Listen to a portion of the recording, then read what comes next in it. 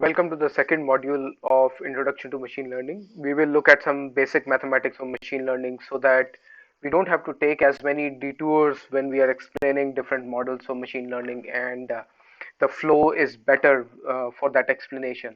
So a lot of this stuff is going to be basic for several engineering disciplines.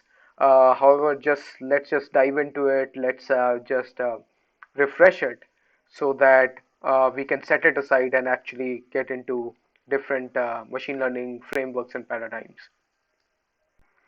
So the objective of this module is to revise and gain comfort with the following topics. So the first one is linear algebra, which is basically vectors and matrices. And then we are going to be looking at calculus and convex optimization a little bit, and then finally probability and statistics.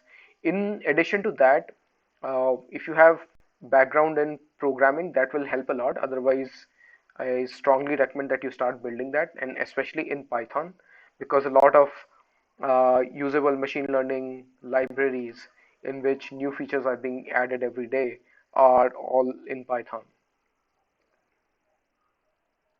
Right. So the first thing that we'll look at in linear algebra are scalar vector operations. So why we will look at that is because in machine learning, a lot of data is represented as vectors. So what that means is, so let's say we look at uh, a particular data point. Let's say we are describing a person's characteristics, and then we want to predict whether they are likely to go into engineering or into music or some other field. Then we might want to describe their attributes using different numbers. So let's say we have a number x1, another number x2, and another number x3. Right? So x1 could be how well they performed in mathematics in high school. X2 could be how well they performed in science in high school, and x3 could be, for example, how well they performed in performance arts in high school. Right? So we take all these, and then that becomes a vector. And based on that, we will put it in a model, and that might predict the likelihood of doing well in one field versus another field. Uh, so here you can see that this representing data points as vectors is quite important. So consequently, their operations on these vectors are also important to machine learning. In fact, pretty much all machine learning deals with this vector data. Um, so what we will do is now we will represent these vectors. So if I just talk about x1, then this x1 is a scalar, right? Whereas this entire x vector, now I want to write this in a bold manner, right? So this is my bold x, which is equal to x1, x2, and x3. So these three scalars together are making this vector x, right? So now we can do some operations with these vectors. So let's say I have this bold x, right? I can scale it with a scalar a, okay? And what that means is that it will, all the components of that vector will get scaled by an equal amount. Okay, so that is a scalar vector operation, which is basically multiplication of a scalar with a vector. Another scalar vector operation is which is not strictly a scalar vector operation.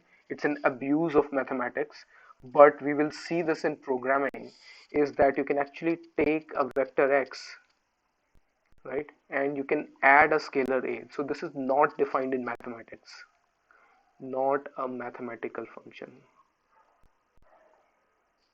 This is only in programming that certain libraries allow you to do that, including NumPy in Python. So basically what this means is this will give you x1 plus a plus x2 plus, sorry, not plus, but x2 plus a, and then x3 plus a. Okay, this will become the new vector. So essentially, I mean, this is equivalent to, I wouldn't call it equal to, because in mathematics it's not defined. But what this actually means is that what you are doing is you are taking this vector x, right, and you are adding to that scalar multiplied by a vector of all ones. All right.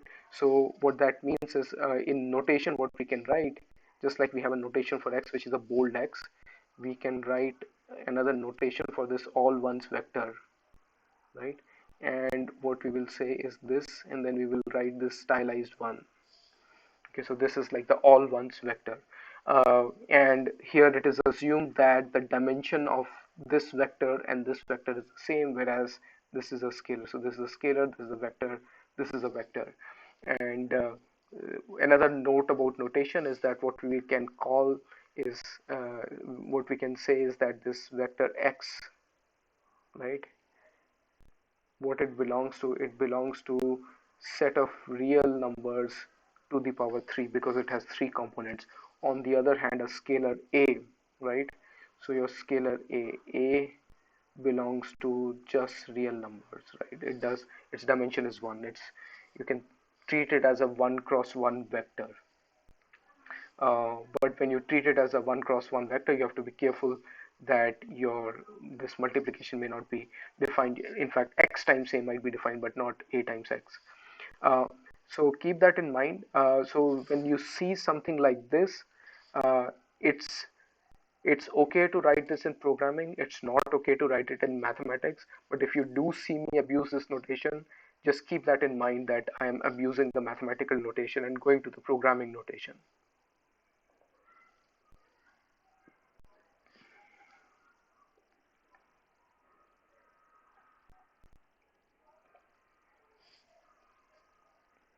Now let's look at some vector operations. So let's say you have two vectors, right? So I'm going to write a bold x1, or let's say x and y, right? So this is bold x, and then you have bold y, right? So you can add these two, and what that means is this is equivalent to, basically you can have x1 plus y1, x2 plus y2, and x3 plus y3. Right? So keep that in mind that this addition is only defined when x and y have the same dimension.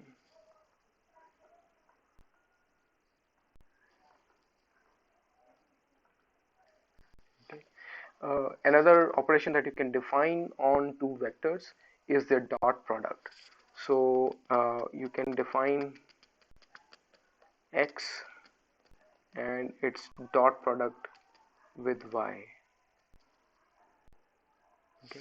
And what that dot product means is basically it becomes a scalar. What you have is x1 y1, x1 times y1 plus x2 times y2 plus x3 times y3, right? So basically you are taking their sum product. In programming you would call it a sum product, or in Excel you would call it a sum product. uh, Another way to write this would be x transpose times y, right? So what is x transpose y times y? It is basically you write x as a row vector, no longer a column vector, and y remains a column vector. Okay, so now you can see that this will multiply with this, and then you will add the product of x2 and y2, and then you will add the product of x3 and y3, and this will give you x dot y. Notationally, there is another way to write this, which is x comma y. Again, this is bold because these are vectors, and these angle brackets. Okay, these angle bracket means dot product. Right.